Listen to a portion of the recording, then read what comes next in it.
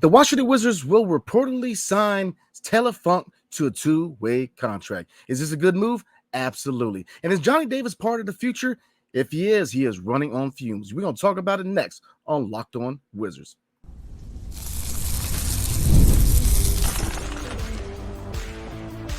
You are Locked On Wizards, your daily Washington Wizards podcast, part of the Locked On Podcast Network. Your team every day. What's up, everybody? It's your boy Brandon Scott again, and I appreciate you guys making Locked On Wizards your first listen every single day. We are free and available wherever you get your podcasts and on YouTube. Part of the Locked On Podcast Network, your team every single day. And tonight's episode is brought to you by Gametime. Download the Gametime app, create an account, and use promo code LOCKEDONNBA for $20 off your first purchase. Terms apply. A lot to talk about today, guys. Taylor Funk, the Washington Wizards are reportedly going to sign him to a two-way contract. He's going to occupy the third and final two-way spot for the Washington Wizards, which I think is a really good deal. Johnny Davis, is he part of the future? And if he is, how much rope does he have left? And we're going to look at Jonas Valanciunas with a report saying that the Los Angeles Lakers are reportedly going to try to make a run at him at the trade deadline. So, obviously, what? Will Dawkins is playing chess, not checkers. So, looking at the contract, could be a really good move. So, but we'll start with the first on the agenda tonight, everybody. Taylor Funk. So, like I said, reports are, it says the Wizards will reportedly sign Taylor Funk to the final two-way contract. So, it says right here, and this is a shout out to Wiz of Oz again, one of my main sources, the info when it comes to Wizards news, man. So, like I said, definitely shout out to them. Great articles, them and Bullets Forever. Both of them are really good spots to catch up on news and good articles written. And he said Washington already has two of the two-way spots filled heading into the next season with Justin Champagnie and Tristan Vukcevic occupying those slots. That leaves one two-way spot left open. But the Wizards already have somebody in mind to occupy that spot. So if you look at his stats real quick, Taylor Funk in 5 Summer League games with the Washington Wizards, he averaged 11.6 points a game, 3.6 rebounds, and 1.2 assists while shooting 43.6% from the floor and 47.7% from beyond three-point range. So, again, is this a good move? Absolutely. If you look at the two gentlemen who are already under two-way contracts, these are two guys who have shown in a small sample size it is, but they have shown that they can play some basketball. Justin Champagnie in the second half of last season, Justin Champagnie in Summer League has shown that, yes, he's a guy that's probably going to float between the Kogo and the Washington Wizards, but he's a guy when called upon in the event of struggle, in the event of injury, in years past, COVID, he's a type of guy that the Go-Go have, worked with that can step right in and play good basketball. He showed that he can definitely play some ball at the highest level. So that, I'm definitely cool with that move. And then Tristan Vukcevic, obviously, from our former second-round pick last season. So he definitely, I think that he's going to take a lot of time to develop right, sit behind Martin Bagley III, Rashawn Holmes, Jonas Valanciunas, the list goes on. So he's got a lot of leeway as far as his development to take his time. But look at the Taylor Funk, man. Yeah, the funk is real, man. I mean, this kid can play. I mean, sample size, yeah, small. But you know what? Here's the thing. Sample size can be small, either side of the coin. But then when you think about it, he got the most out of his minutes. And that's really what you get out of the summer league as far as, he got the most out of his minutes. I mean, 43.6% from the floor. Obviously, league average the last couple of years has been around 35, 36%. Three-point range around 45, so he hits that mark. He's a sniper. He's a baller, man. He definitely some ball. I've been looking at some tape on him, man, going back to Utah State. And like I said, looking at some information about him. 26 years old, 6'8". So he's very intriguing, man. Using my word, man, was a boss. Intriguing, right? So he is definitely a baller, man. He played his college ball at Utah State and obviously spent his last year with the Capital City Go-Go RG League affiliate. So again, a really good move because again, his three-point shooting, man, is what I really, really like. Now, rebound numbers at 6'8", you definitely want to see him get closer to 4 or 5 rebounds a game with his size. But I think he's a guy who's definitely, the name of the game is stretching the floor. And I love what I've seen from this kid, man. I think the kid can definitely play basketball at a high level. And obviously he's going to play a lot more with the Go-Go than he is with the Wizards. But here's the thing: we need more shooters. And I've always said a lot of high marks for Capital City Go-Go because I love what he got going on there. I think the general manager over there knows what she's doing. I think the scouts and the development staff have done a good job, with the young depth we had the last couple of years with the Go-Go, Well, we had a lot of young talent with NBA experience. Looking at RG Hampton, looking at Hamidou Diallo. I mean, the list goes on. So I think he's going to be another young piece with the go-go that they're going to train him up. They're going to get him ready to play when his name is called for the Washington Wizards. And we need more shooters. There's a lot of uncertainty on this roster, man. Corey Kispert, what's the future? Do they sign him to an extension? Do they trade him? The list goes on. Sham is not here. That's one sniper off the board for us. So we definitely now, if you look at Bub Carrington and Keyshawn George, we did draft a couple of snipers. And Alex R, I do believe that the shot's going to get there eventually. Obviously it is still in process of being developed. But yeah, we have drafted a couple of shooters, but you definitely want to probably add another veteran shooter to a certain degree, or another shooting prospect. And I think that Taylor Funk fits that, man, because he really impressed the last game. I think he impressed a lot of us, man. So again, the Washington Wizards are reportedly going to sign Taylor Funk to the third and final two-way contract. So next thing is next on the agenda, guys. Is Johnny Davis part of the future? And that is very, very intriguing question to answer. Now, how you say that? And I'm not going to get into the blame game. And why has he not lived up to being the 10th overall pick in his draft class? But if they give him another chance, he's got to capitalize. But on the flip side of that, they have to give him every chance in the world, to put him in a position to be successful.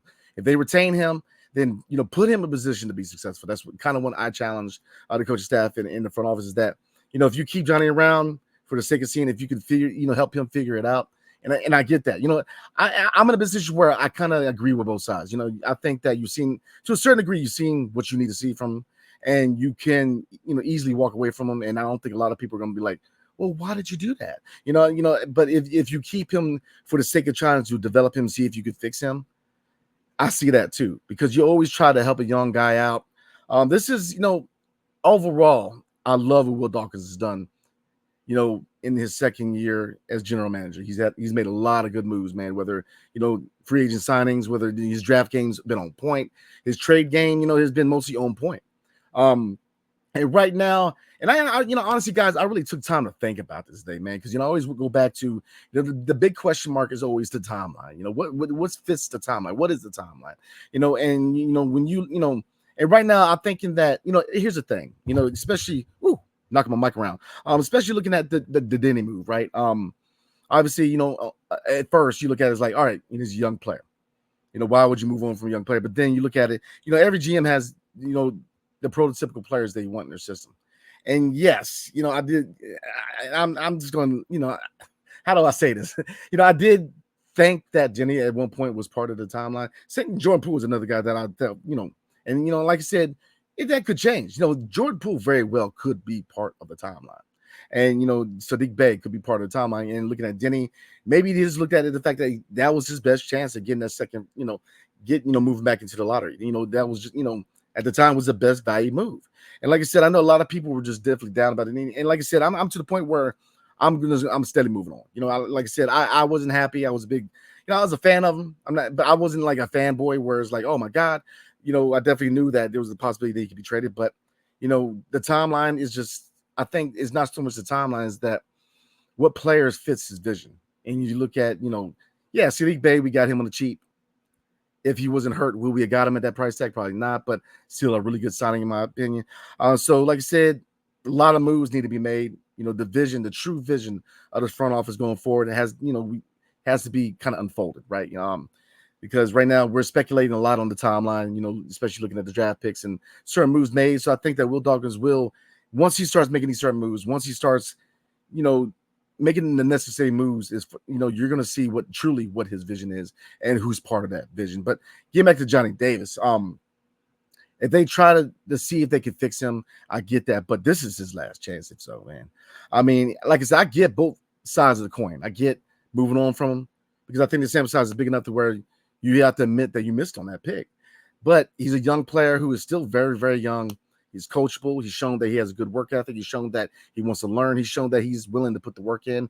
If you want to see if you can definitely work with him and see if you can figure it out, I have no problem with that. But you have to put him in the best position to succeed, right? And minutes wise, like I said, is murky right now. You can argue that there's probably a move or two that needs to be made because it's very unclear. The starting five is still unclear. As far as Brogdon, Jordan Poole, second unit, Bub Carrington, where does he fit in? Where does Keyshawn George fit in? Where would Johnny Davis fit in? Where does Corey Kispert fit in? Patrick Baldwin Jr., Marvin. There's still a lot of moves that need made. And like I said, right now, Corey Kispert is a guy where kind of similar to Johnny Davis, where, we don't know whether he's part of the future, but as far as, sample size, he's obviously shown a lot more than Johnny Davis has. And at this point with Corey Kispert is, do you re-sign him to an extension, or do you move him, or do you re-sign him then move him? I think there's more, options with Corey Kispert as opposed to with Johnny Davis, man. If he doesn't figure out sooner than later, he's probably not part of this organization's future. And hopefully he finds another job, but we'll see, man, because 10th overall pick, there are expectations that go with that. Just like the second overall pick, there are expectations that goes with that draft position. So we're going to look at Jonas Valanciunas. Is Will Dawkins playing chess, not checkers? And could he be moved sooner than later? Well, the Lakers think so. We're going to talk about it next. But before we do, tonight's episode is brought to you by Gametime. So you guys know your boy is a sports fanatic, man. I like to go to games year round, man. Like I said, I just got tickets to the Nats and the Cubs game for the 31st of August, man. So and I'm probably going to hit back out to Camden Yards. Then you got football coming up. So you're looking at the Commanders. Might make a trip to go see them play the Ravens and Bucks. So many capabilities. But look, I've gone through every ticket app there is. And to me, Gametime is the most user-friendly. And there's three main reasons why, to me, that is. Number one, last-minute tickets. You can save up to 60% off buying last-minute tickets, not only for sports events, but for concerts, comedy shows, theater, etc. What else? All in pricing. This feature shows a total upfront with no surprise fees to check out, which is huge because there's. I'm not going to name drop nobody, but there's a few, ticket apps out there where you think you're paying for the tickets and then boom, they hit you with a $30 fee. So what you see is what you get, and that's what you pay, right? All right, what else? Lowest price guaranteed. Or Gametime will credit you 110% of the difference. That means they're trying to give you the best value. They're looking at other ticket apps, and they're going to give you the best value. So look, do yourself a favor. Take the guesswork out of buying MLB tickets with Gametime. Download the Gametime app, create an account, and use promo code LOCKEDONNBA for $20 off your first purchase. Terms apply. Again, create an account and redeem code LOCKEDONNBA, LOCKEDONNBA for $20 off. Download Gametime today. Last minute tickets, lowest price, guaranteed. Are you watching Fox Sports or ESPN on your TV all day long? And to turn down the volume with all that shouting, make the switch to Locked On Sports today, a free 24/7 sports streaming channel, program for you every day to bring you the biggest stories without all the screaming. Lord have mercy. Locked On Sports today brings you can't miss analysis, opinions, and news, streaming 24/7 on YouTube or the free Amazon Fire TV channels app. Part of the Locked On Podcast Network, your team every single day. All right, y'all, let's get back into it. Now, this is a report that came out that says that the Lakers' brilliant trade proposal lands coveted $30 million star. And this comes from Heavy on NBAHeavy.com. So, like I said, I've found a few articles with them. So, there is some credibility to their reporting, in my opinion. So, they're saying that initially the Los Angeles Lakers were very interested in Jonas Valanciunas. Obviously, they got to try to surround talent around LeBron James because, look, he's getting up there in age and he's got to, he's trying to add that next chip. So I definitely get it from their standpoint. But look, Heavy says that I wouldn't rule out Jonas Valanciunas eventually ended up on the Lakers this year. That's all I'm going to say. This is from Brian Windhorst, what he said on the Hoops Collective podcast via Lakers Nation. So looking at that, looking at his contract, obviously 3 years, $30.3 million contract with the first 2 years guaranteed. Really good move. Really, really good move for a guy that, has proven that he can play at a high level. He's been a Wizards killer. He's always given us fits. Also saying in the article says it was a brilliant deal for the Wizards, and it was a brilliant deal for him and his agents too. One NBA executive says, and it could be a brilliant trade for someone. The Wizards don't need him and don't want him. They do not want to win games next year. They want the number one pick. So probably early January, you're going to see them shopping him, seeing if they can get a first round pick. And as long as he stays healthy, they should be able to. So there's a few things to kind of break down with that statement. Now, would I really go as far as say they don't want him? Obviously, he's not part of the future. I mean, I don't think anybody's going to argue that point that Jonas Valanciunas is a future piece. Obviously, he was brought here to be a mentor, and it looks like he's going to be a mentor in a very short sample size of mentorship because, he's one guy that, there's a reason why they signed him to that sexy contract. They want to move on from him at some point, and you don't need him to be here 3 years for him to mentor Alex Sarr. I think that he's gonna be good for him. And right now with Alex Sarr and his disappointing summer league, could he still start a power forward? Absolutely. With him, with all 5 draft picks under Will Dawkins, to a certain degree, you want to start a youth movement. You want to start giving them more minutes. Especially, you're looking at Bilal. You definitely want to see him at a minimum of 30 minutes per game this year coming up. Where he plays, we'll see. There's another one of those integral parts of, the dominoes need to fall as far as the Wizards, man, because you could start the 2, the 3. It really depends on where they want to play Kuz. Is Kuz at the 4? Is he at the 3? So a lot of decisions need to be made by the coaching staff. But look at that, Jonas Valanciunas. Very, very tradable contract. And I think that it was really smart. This is chess, not checkers on Will Dawkins' part, because the contract, he knew that the Lakers were interested in him. And that's what I'm saying. You got it. This is a good move. And and now in hindsight, it's just that much, it's just that better of a move, man, because, and you got to be impressed, because he knew that the Lakers wanted him, and he got him at such a low rate that it's not going to break the bank for the Lakers to acquire him. And, you can argue that looking at their roster and their pick situation, do they have picks now that are, they can trade? Absolutely. So can we get a first from them? Absolutely. It really depends on how much they really covet, Valanciunas, and how much, is he that final piece? Because I know that, Clint Capella was another target from the Atlanta Hawks. They need a center. They need a center to pair with Anthony Davis, who's going to be at the 4.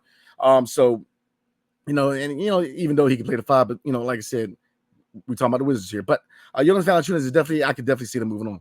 I think that, and again, in hindsight, that would be a good move. If you're able to get a first-round pick for this guy, that would be a really, really good move. And like I said, the contract fits all. It's kind of like Kyle Kuzma. If you look at Kyle Kuzma, his contract helps us out because, we can have him on the roster long term if that's what they want to do.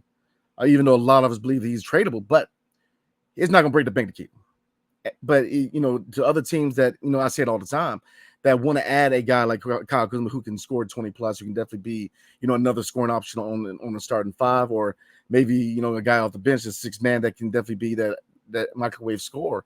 They don't have to break the bank to acquire him. He's got a very good contract that it definitely works for all parties involved. And you can say that about a bunch of guys. Sadiq Bey, once he gets back from injury, which obviously is not going to be this year. If he comes back this year, it's going to be a quarter of the season. And really, at that point, what's the point? Just continue to let him work, continue to let him rehab, and then let him start the season off day 1 next year, or the season after this. And look at his contract. A talent like Sadiq Bey, that we got him for nothing. We got him for a bag of chips.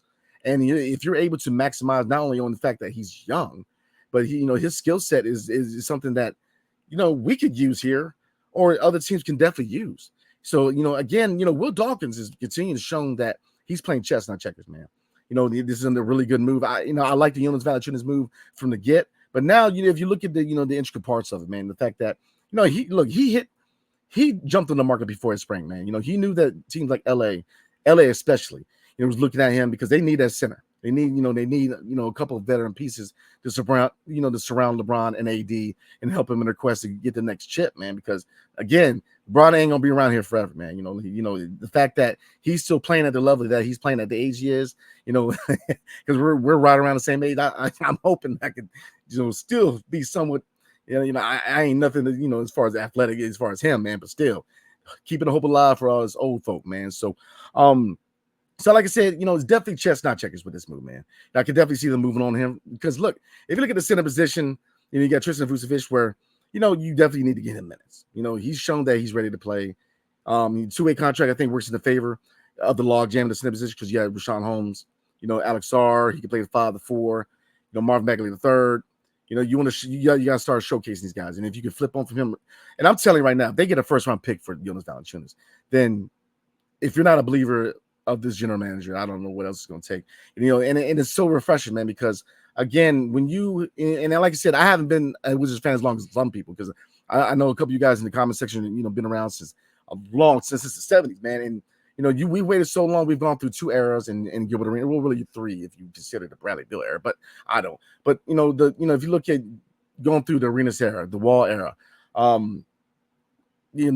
all the misses, the few hits here and there, but the misses, and just it's refreshing to have competent leadership in the front office. And I think that he's shown, and let's get it real, man. Like Will Dawkins, his sample size, his resume, as far as being the man in the general manager's office, is still relatively small.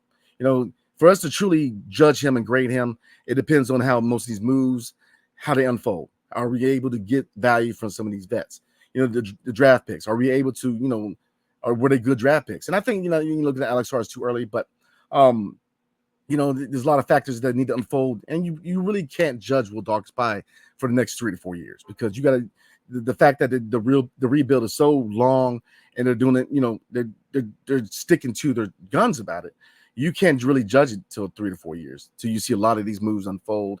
But I think he's definitely heading in the right direction. So getting back to Jonas Valanciunas, I think it's a good move. I think they're going to be able to flip him, and if they're able to flip him for a first round pick, I think that you can argue that you probably could go get a couple for Kuz, man, because he hit the market at the right time. And looking at Jordan Poole, that's something we're going to talk about this week. Looking at Jordan Poole, I consider him a long-term piece, but looking at the timeline, and like I said, the timeline is a little murky, but could he be still a long-term piece in DC? I think so. So we're going to ask that question this week, because Bob Carrington definitely is also. So, we have a good problem. We have a couple of young, up-and-coming stars at the point guard position in Jordan Poole and Bob Carrington. So I think we should definitely be excited about the future in Washington. It's going to take some time, but you should be excited about the prospects of a contendable winner in the future in the 202. All right, everybody, I will see you guys tomorrow night. Definitely appreciate you guys rocking with me in the night. Hit the definitely in the comment section. Let me know what you guys are thinking. About the Jonas to LA. Do you think it's definitely that something that will happen? And are you how happy would you be with a first round pick? Johnny Davis, is this his last chance? And what can he do to capitalize on it? And Taylor Funk, man, definitely, when it's final, welcome to the Washington Wizards, because I'm very excited to have this young man in the Wizards or a go jersey, man. So definitely excited about that. So again, appreciate you guys.